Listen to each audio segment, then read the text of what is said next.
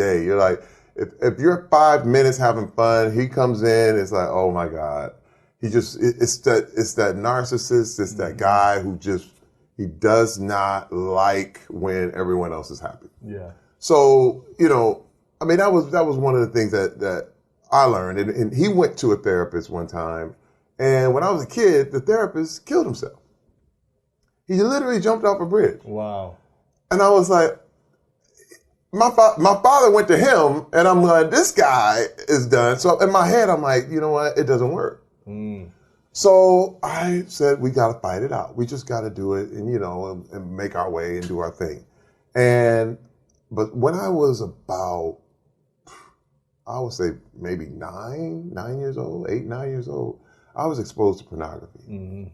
And I developed an addiction immediately, simply because, you have numbing mechanisms, things that can get you through. Now, I didn't drink. Yeah. I wasn't on drugs. I was a sports guy, but man, porn was like, if I saw it, it was, oh my. And this is back when you had pornography in the grocery store. Wow, yeah. I mean, people were still experimenting. People were like, it was Playboy days and the whole thing. And I remember my mother would send me in to go get some milk, and there was Playboy and Hustler. It wasn't wrapped up in plastic. Oh, no, it was right there, right next to people. Yeah. It was like, and I remember just going, what in the what? And she used to come in like, what do you want? What are you doing? Put that down. I'll put it down. But see, that's the kind of toxic kind of thing that was ingrained in me from a young age. But also, my mother was addicted to religion.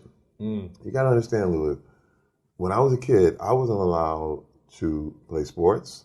I wasn't allowed to go to the movies, listen to secular music, dance. Only thing we did was go to church. Wow. So you're talking about, I had 2 people that were opposite extremes in the house, and I was stuck in the middle. And what was crazy is that, I had to please both of them at all times. So I was a good kid.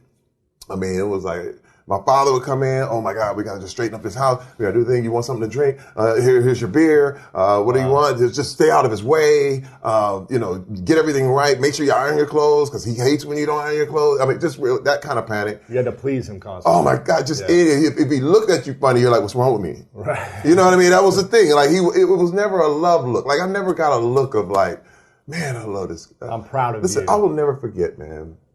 I remember when he was drunk and he was just sitting there and doing his thing, and he looked at me, and I was a kid, man. I remember I walked up and kissed him on the cheek, because I was like, this is my dad. I want to show him I love him. He looked at me with such disgust. Wow. And disdain. I said, I will never do that again. I felt so much shame. I remember, I'll never forget it to this day. Man, I'm 50 years old. I was like, oh my God, that look he gave me was like, what is wrong with you?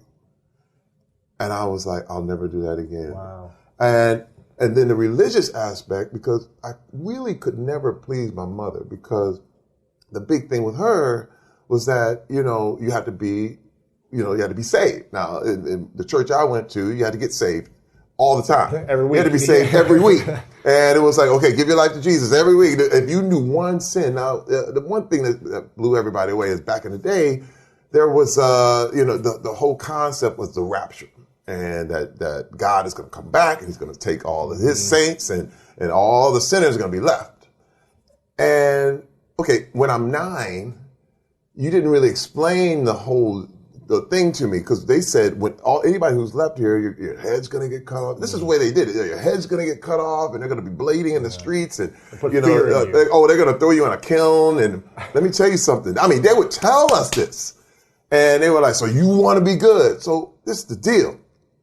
I used to have nightmares as a kid. I literally wet the bed till I was 14 years old because of the violence that was happening, but also just panicked feeling of I'm never good enough. I'm never going to make it. And I think I told a lie. Did I tell a lie? I don't know. Oh my, I got to get saved again. Wow. So you have this pressure. And I remember just feeling like I was spinning.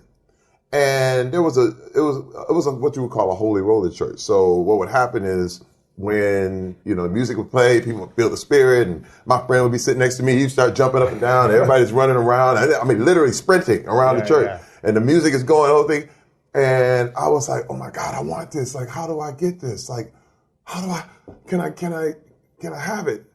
And the preacher got up there and he said, you know what, if you don't feel nothing, you must not have nothing. And Wow. oh, see, this is words I'll never forget. And I went, no.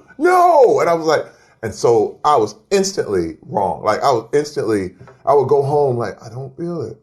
I'm not feeling like jumping. I can't. And then I found out later that these people were manufacturing all this stuff. The pastor that told us that later, I found out, was selling drugs out of the pulpit and had girlfriends all over the church. And then I found everything, it was like this lie that I was living, you know what I mean? But this was the thing, to escape pornography.